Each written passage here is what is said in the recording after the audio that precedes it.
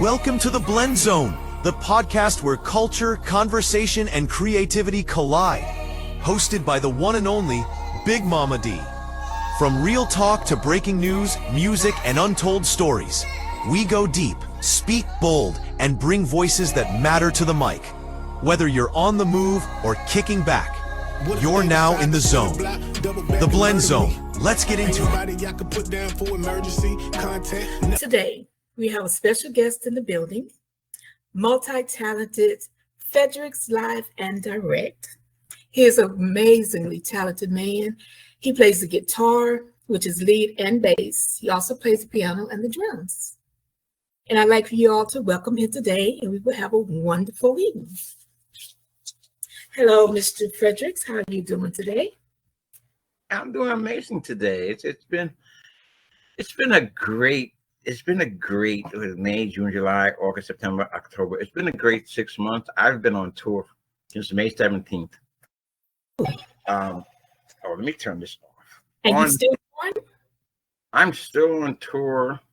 This is what I've told my team I want to do. I started this tour on May 17th. I am now just finished Saturday, my 29th show. No, my 28th show. Friday is my 29th show.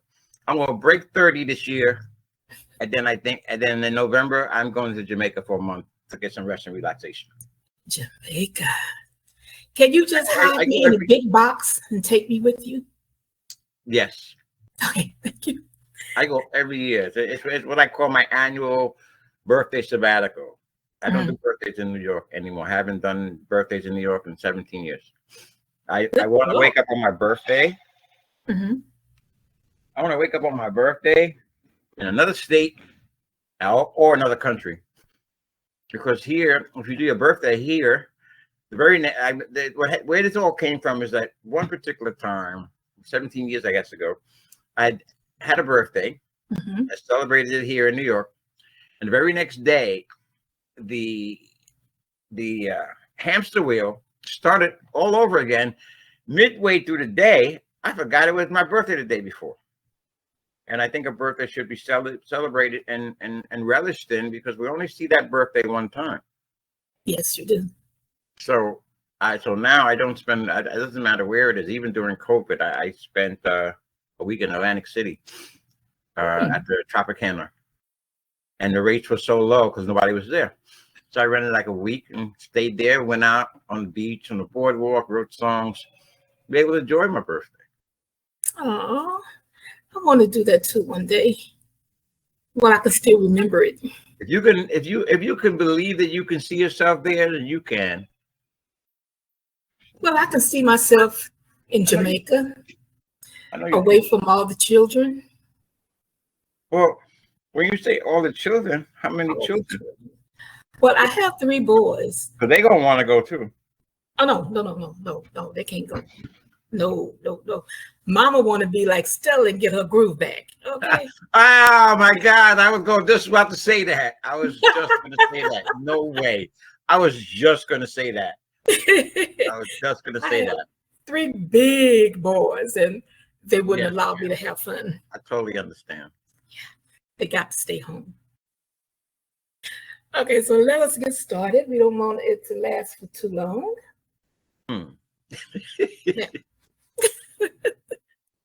I get it. Oh, let me see. Do I have the right one?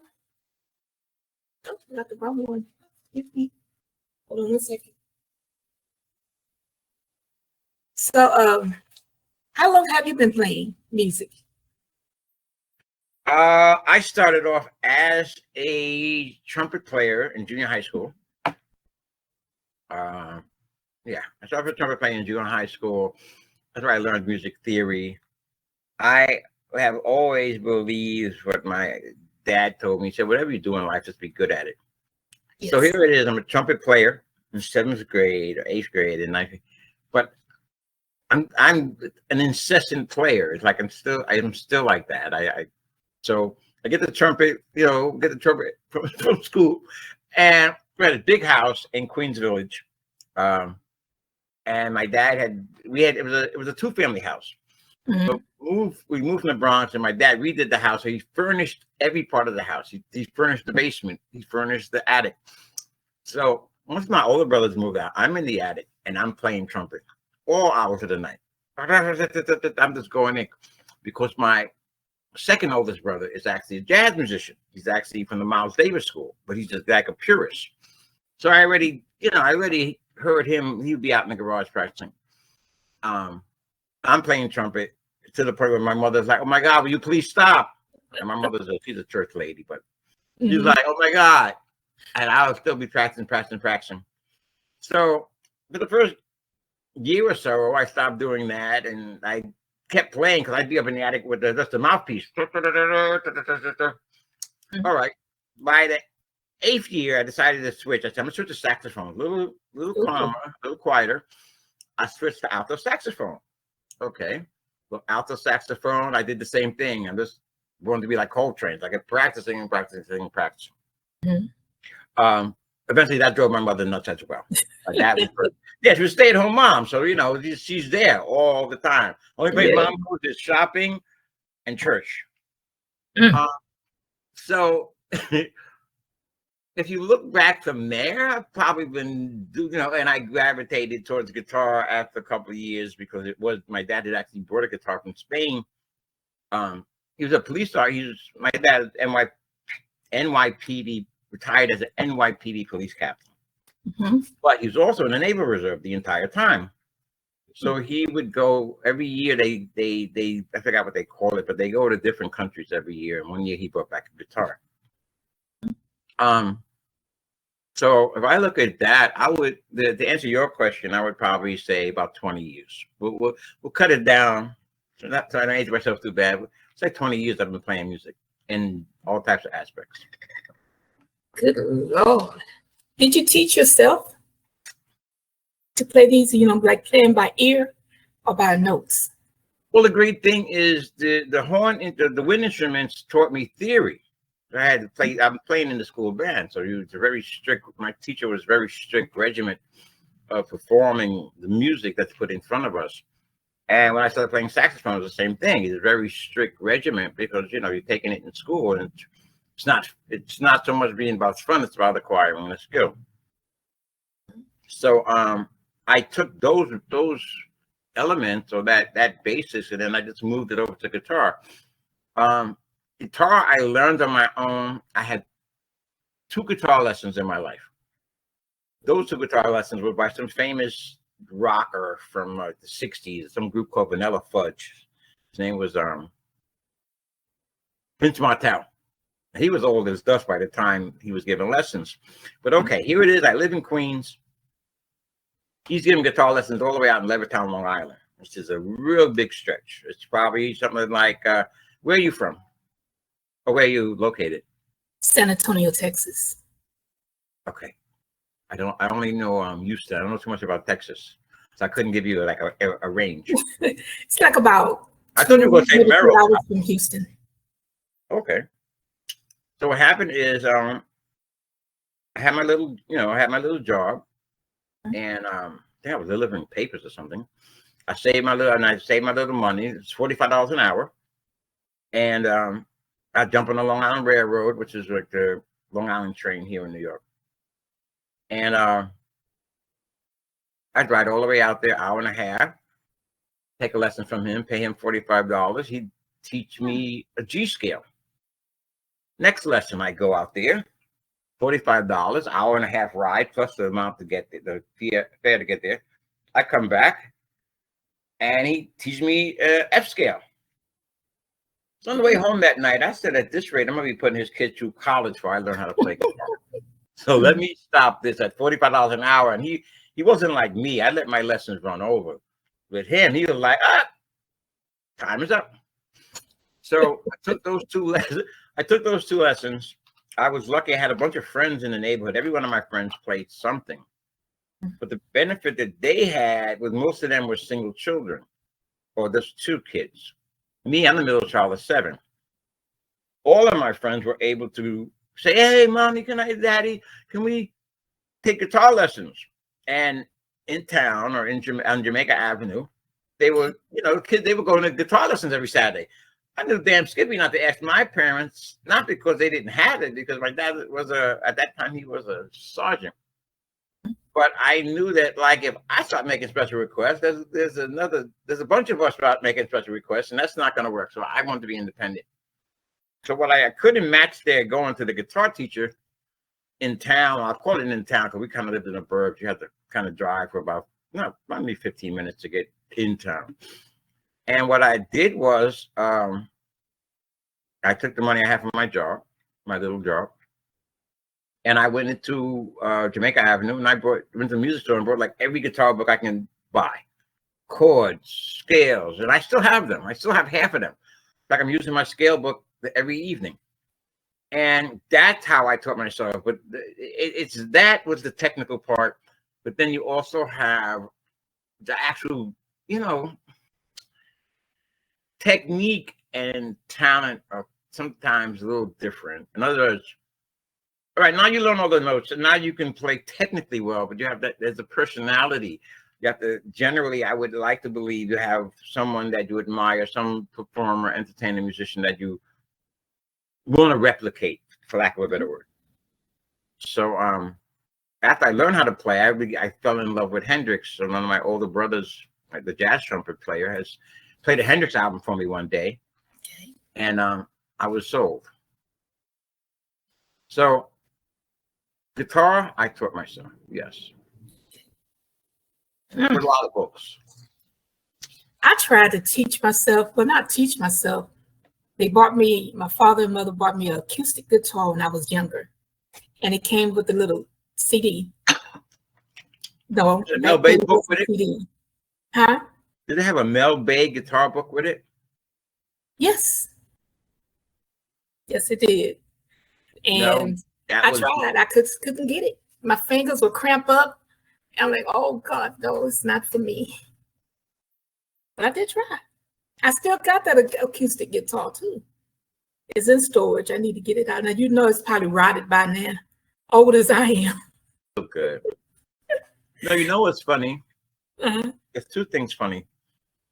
My high school sweetheart one day told me, and me and her still talk. My high school sweetheart told me one day, and I don't really know why she told me this, but I never forget this. She said, you got talent. This was in high school. She said, you got talent. And you might be taking it for granted. So I said, well, what do you mean? She said, not everybody could play guitar. She said, if I want to play guitar, that doesn't mean I can play guitar because I want to. And it's not everybody's, it's not everybody's cup of tea. So what you're saying makes a lot of sense to me, because she was the one, it wasn't like a aha moment, but she was the one that made me realize, that those of us, whatever we are, talents are, not everybody can do that. Now that's not to dismiss my mother, who's now just turned 97 in July. Oh. My mother has been a gospel singer and piano player for the past 60 years, since I can remember. So we did have that music in the house. I mean, I was raised in the church. If you go to the dictionary and look up church lady, probably see my mother picture my mom there. She like my grandma. So. Yeah, she kept her voice in church. Mm-hmm. But yeah, it's so funny how what you just said, that's true. You might want to play. Same thing my high school sweetheart said. You might want to play it. It doesn't mean anything. It's almost like, this is what I realized lately, and this is because I've been looking for a singer forever. There's a lot of people that have approached me that they love to sing. But I just really recently realized this myself, that loving to sing doesn't mean you're good at it. So true. I love to fly, but I ain't no pilot. Yes. You know what I mean? Mm-hmm. So there's a difference between want and talent and desire and talent. So I understand what you're saying. Yeah.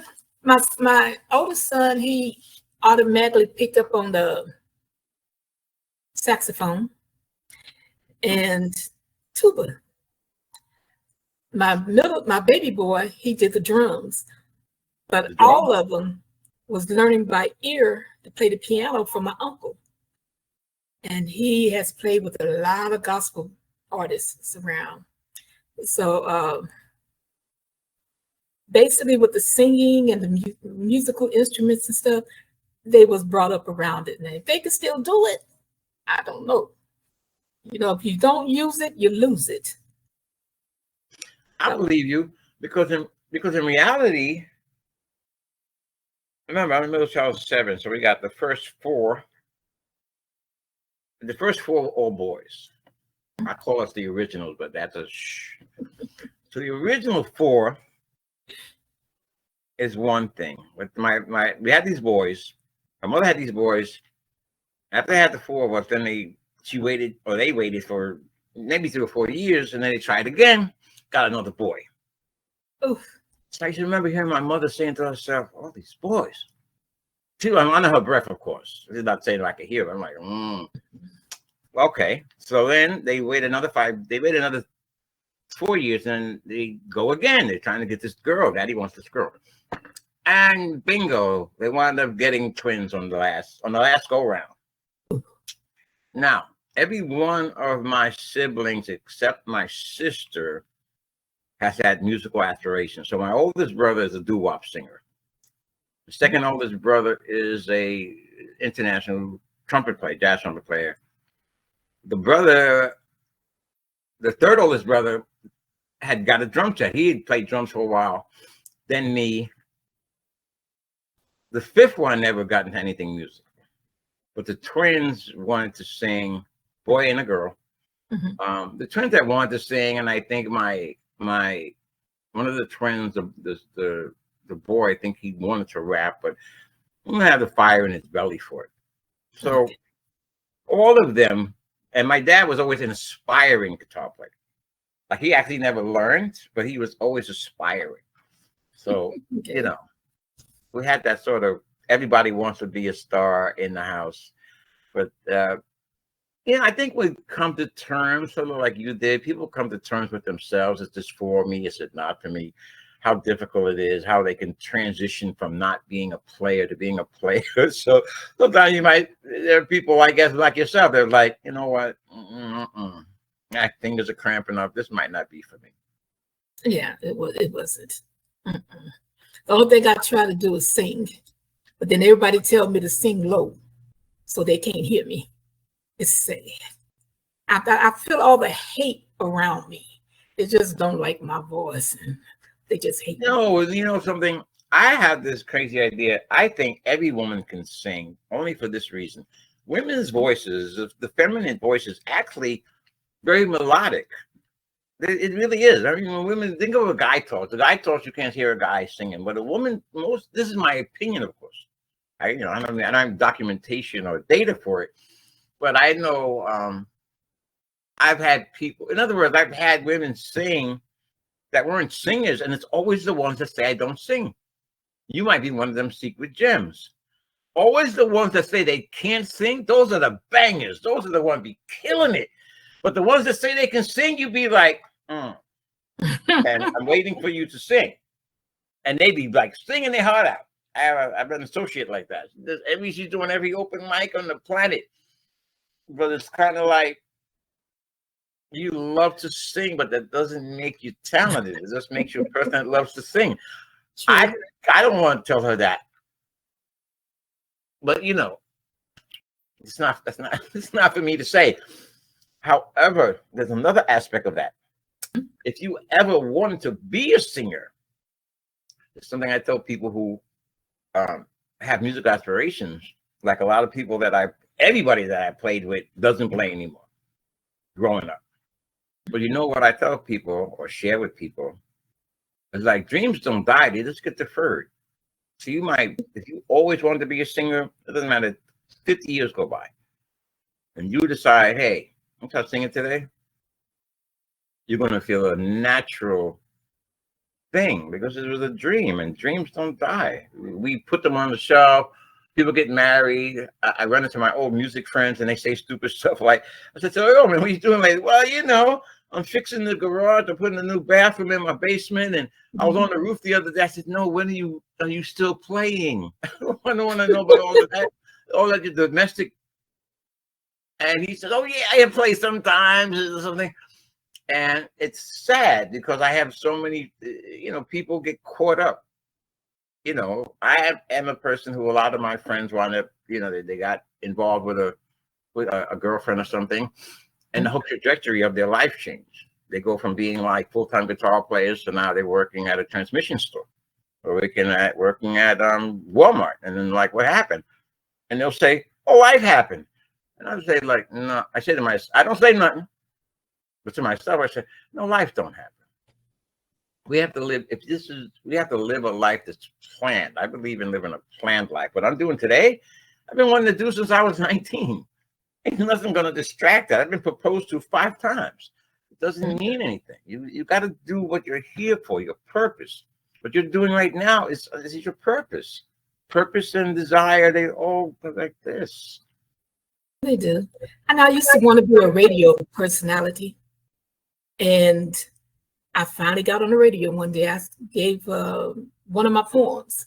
I read it out there on the radio. They loved it. And the director, I made him a poem. And then they all got together. It was so much fun. But I loved it. And I finally got to do what I wanted to do. And that was let everybody hear my voice. So it finally happened. Well, I haven't been on. I have more friends. I have more friends that are doing podcasts than podcasts I've been on. And like my producer, right? My producer is Buck 3000. He's a Shanti's producer. He was everything that came out of Murder Inc. He's the producer. Gwen Stefani. I could go on naming names. Grammy Award-winning producer. And I've known him 13 years. I've worked with him. In fact, he was supposed to come here today. We're working on a new project. He's the one doing my mini documentary. He was supposed to come today, but he has a podcast called Studio Life. And I guess it's him, another gentleman, and they go through like the meat and potatoes of the business. These are guys that work in the industry. So most of what they say has a certain amount of validity to it. And I've known him 13 years. We've only talked on the phone maybe 20 times. In 13 years, we text. Okay. So when I saw him doing a podcast and talking and literally on camera, I'm like, oh, well, I guess he realized the whole silent texting thing only goes a certain distance before you have to. Yeah. But yeah, I maybe spoke to him 20 times in 13 years. He's in the industry. People text. They don't pick up the phone. If there's a session, I've never got a call for a session. It's always a text message, no matter what it is. Be it Jay-Z's Black Album or even going on tour with J. Cole. I got that in a text. Nobody calls you in this business. Everything is, can you be here at this time, at this location? Very often they don't tell you. I didn't know I was going on tour with J. Cole. I thought they needed a guitar player. I went to an audition and I was here. I had no idea it was J. Cole. When I did Jay-Z's album, I had no idea it was a Jay-Z. They don't tell you that, and I think that's just part of how it works. You're coming. I look at it like this: you're being called to do your best. Doesn't matter who you're working with. It could be somebody. It could be nobody. The whole idea is somebody says, "Hey, I want your guitar playing on this album," and you go and you give it your best. You don't say, "Well, who is it? Is it this person or that person?" But don't let me stop you. I'm sure you. I'm sure I'm supposed to say a certain amount, and then you say a certain. No. I'm enjoying this. I'm enjoying listening to you. Oh, okay. I like learning people, so it's good. I love it. So, how many songs or albums have you released to date? How many albums have I released? My own personal music, or albums that I'm on. That you're on. Oh God. Oh, that many. Yeah, because I'm on a bunch of. I've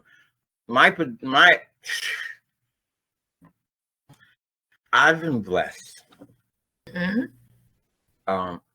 And I'm going to say it like this. When I started working on labels, it wasn't supposed to, it worked out like this. I was actually, this is back when I guess I was in my early 20s. And I used to work for New York City Health Department. I was a health inspector. Okay. And every day I would ride the bus to my location in Jamaica.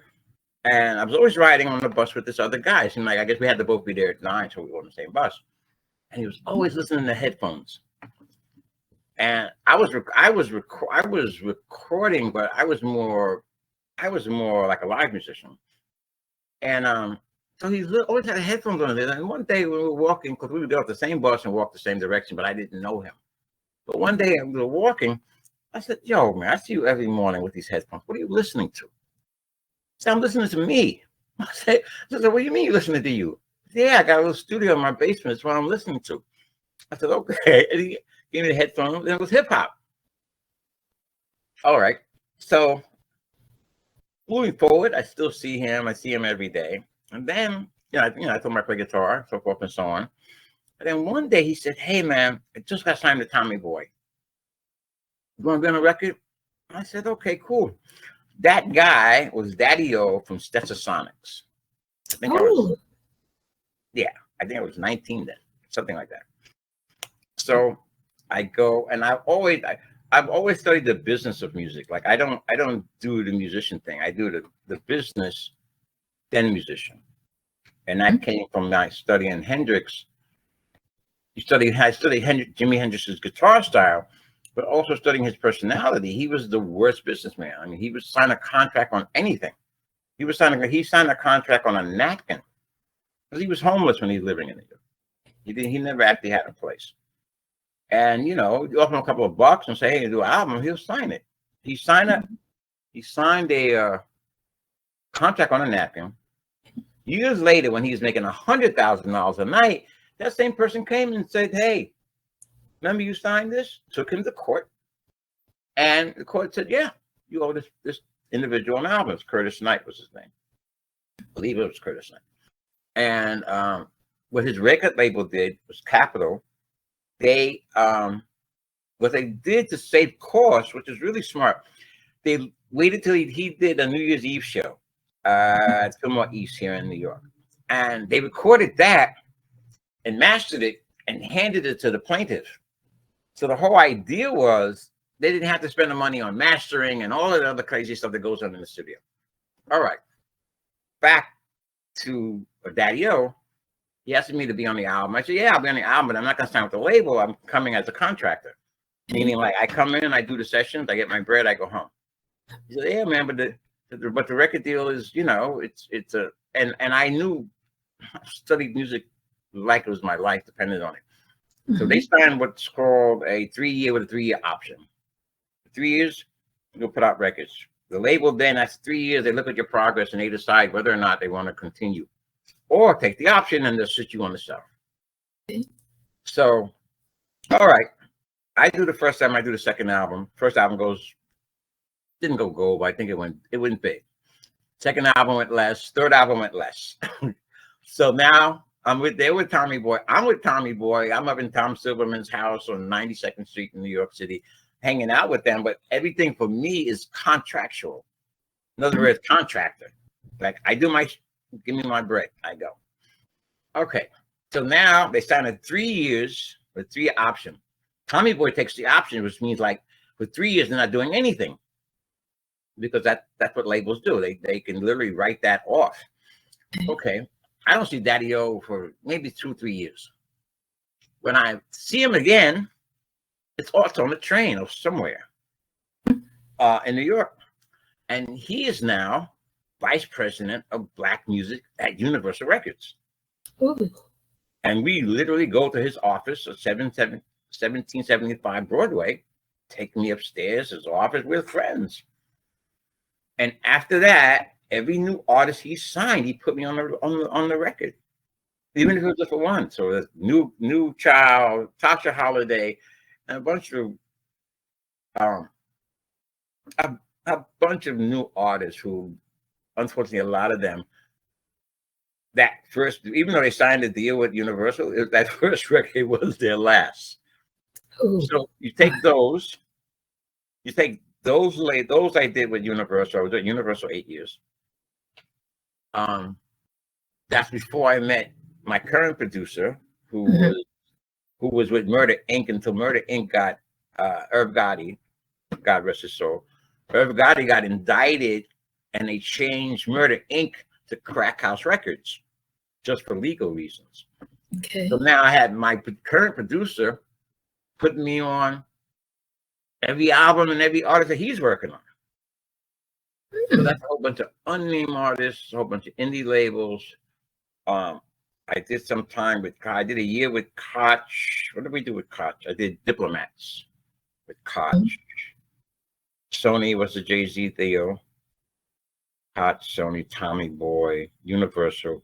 And my own album, which was released on CBS. So a subsidy of CBS, JSR Records. Okay. Which I can't find anymore. But guess what? I Googled it, right? My first album. I Googled it. There's no album, but the single, since vinyl, is selling online for $540. A single, my first single that I don't even have a copy of. My Lord. Yeah, I don't even have a copy of it. And how much was it? $540 for the single, Fredrix, Clark and the Immigrants. I kid you not. And I don't even have a copy of it. Did you buy it? So then you can say I got a copy of my first song? No. You know why?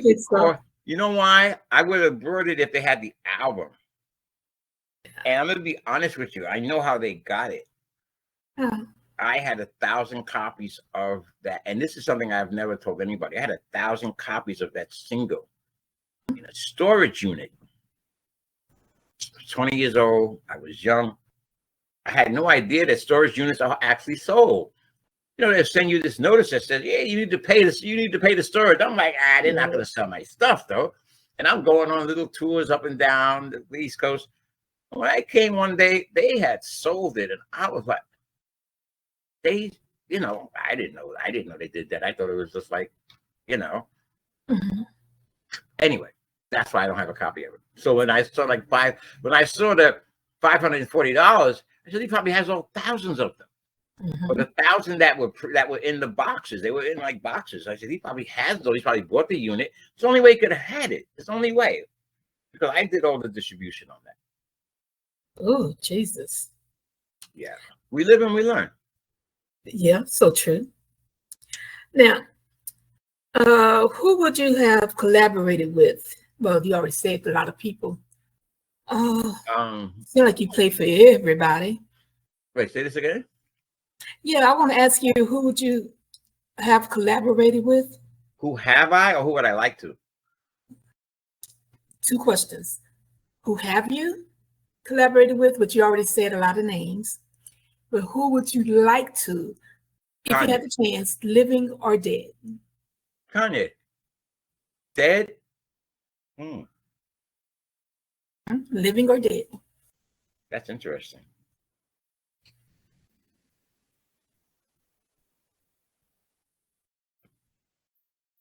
That's interesting. Never thought about that.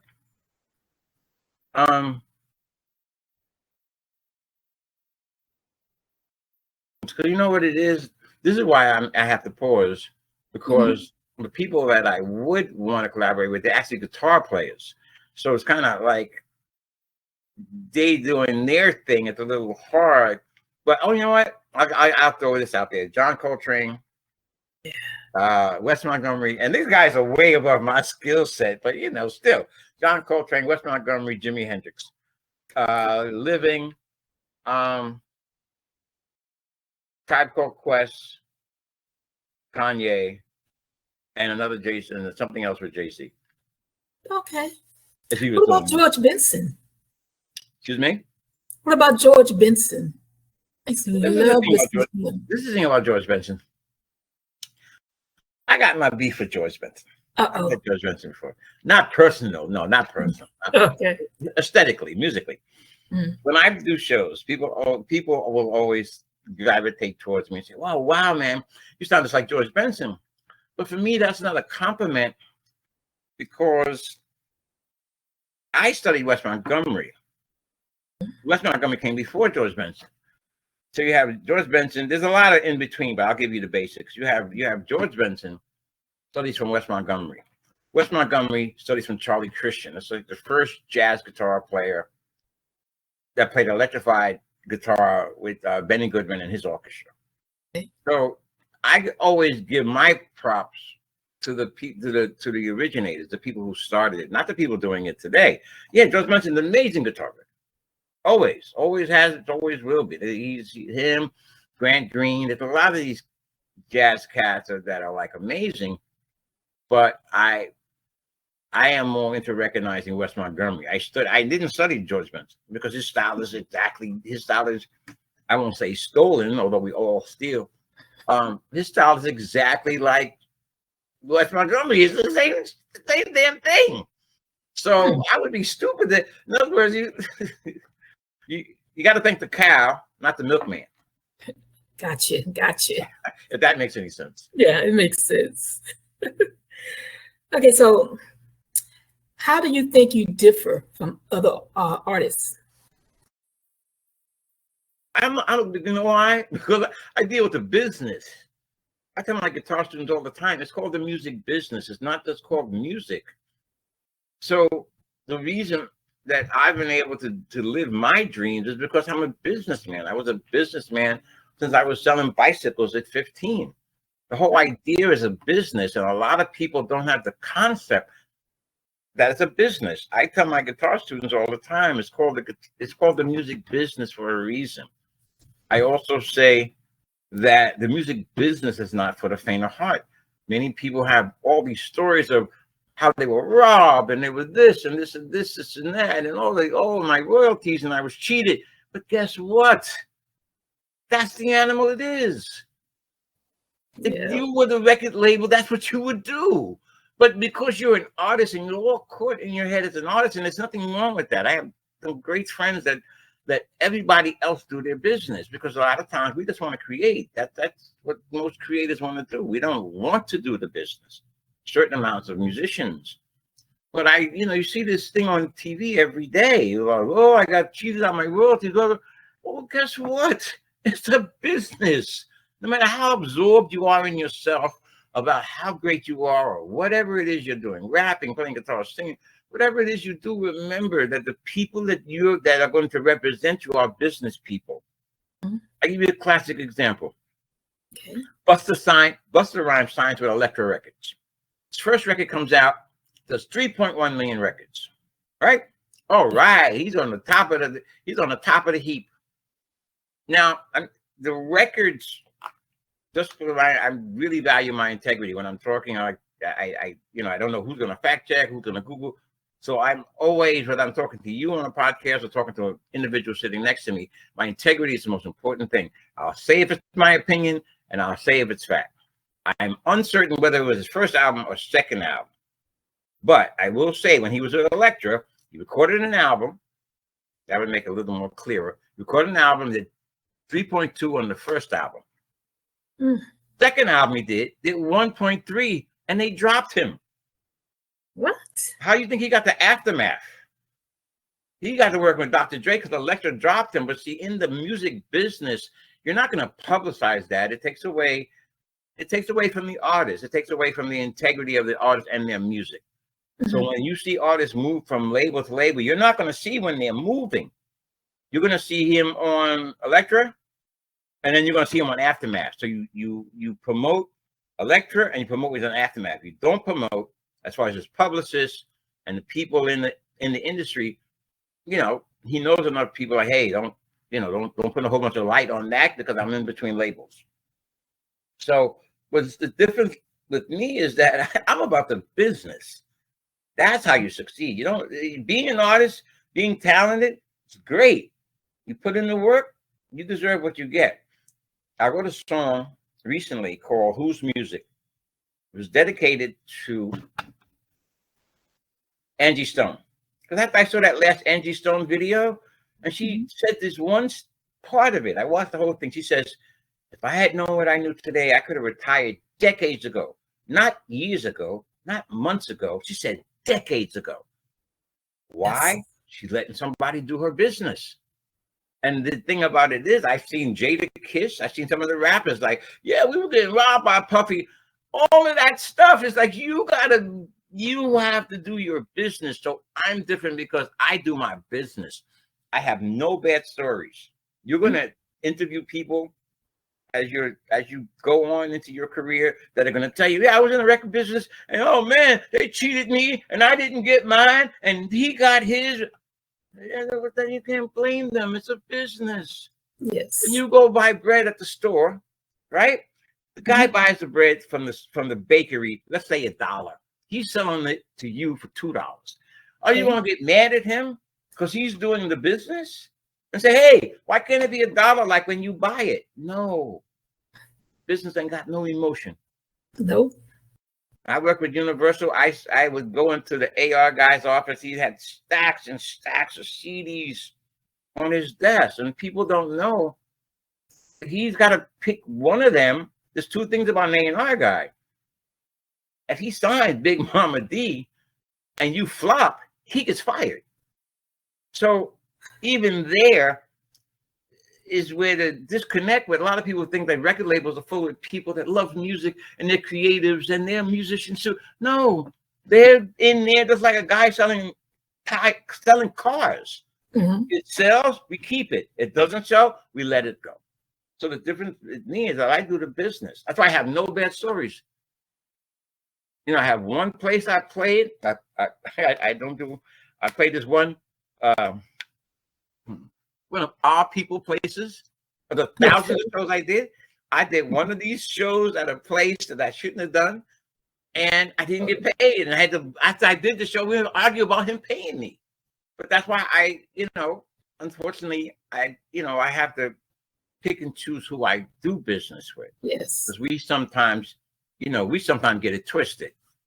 We as a people, there were things, lines get blurred. And I come and provide a service for you. You have to pay me. Your opinion, your ideas, none of that matters. It's a business. I come, I do a show, I want to be paid after. So it's the business that makes me different. And being aware of the different business structures in the business, from everything from royalties to what you get paid, to podcasts, to live performances. If you do the business, you'll be straight. If you don't, you're going to have a story. Stories don't pay bills. Nope. So do you have an upcoming project? Oh, man, I got mad upcoming projects. Are you kidding me? Let me give you... I got so many upcoming projects. I was literally today looking into a virtual assistant and getting quotes. But I'm going to tell you what I'm most passionate about. Besides this new work I'm doing with my producer, I'm passionate about my nonprofit. Conceptualized in 2021, official in 2024. It's called Guitars, Not Guns. Okay. And what it is, it's a comprehensive youth mentoring programs. It's designed to bring music to inner city youth and teens all over as an alternative to gun violence. A lot of gun violence, from my own opinion, is speculative when people not having anything else to do, not having any sense or purpose other than playing with their phones, playing video games, and going to school and smoking weed. Yeah. The Guitars Not Guns nonprofit program will allow kids to be able to creatively use their time in a healthy way. And you have to think about it. It's going to be everything from guitar lessons to vocal lessons to how to perform. And then there's going to be some kids that just want to know about the business. But that is like my biggest project right now. And what I want to do, I want to get the record labels involved, the guitar companies involved. It's so big that I have to slow walk it. Because I'm going to get everyone I say that the name of it too, Guitars Not Guns. Everybody's like, oh, I like that, I like that, I like that. Now we need people to put their money where their mouth is. What I want to do is, and I don't know if I have time to do it this year. It probably will actually officially launch. I'm going to launch it, but I want to do a concert. So the concert is going to be the fundraiser. Record labels and entertainers and people that want to donate their time to perform for this righteous cause of mine. That's my biggest project. The other project is the 2 albums that I'm getting ready. I'm going to do a Fredrix Unplugged album. Okay. And this is about 15 acoustic guitar songs. The Breathe album, which is an instrumental album, that's the music I play when I'm doing shows. But then a Fredrix Live and Direct album, which is going to be me singing. Because I kind of sometimes I sing, sometimes I don't when I do a show. So those are the main things that I'm focused on. And let's talk. If I talk about any more, I exhaust my damn self. That's about as much as I can even mention right now. If I mention anything else, my head's going to explode. So I have my publishing company. I've got so much behind the scenes business that has to go on. Yes. So I give you an example. Every day when I wake up, I had to do about 6 hours of admin work. And I have a team. I have a team of people that book shows and do other things for me. But there are a lot of things that need my personal attention to that nobody can sign off on it but me. Like somebody approached me today to do a concert. I think it's in Atlanta next year. And, I had to say, well, send me the terms and send me the contract or send me what it is that I'm doing. And I'll be glad to put it on my calendar. But yeah. I mean, helpmate, wife, or virtual assistant. One of the 3. I gotta get some help with some of this stuff. But if I don't, my good God will help me. Good God. Well, I know that you should always, like my father used to say, sign your own checks. That's it. You don't have to worry about nothing. You know exactly what's going on. You'll have to do that. Yeah. That's why I share sometimes with people. It looks easy, but music business is not for the faint of heart.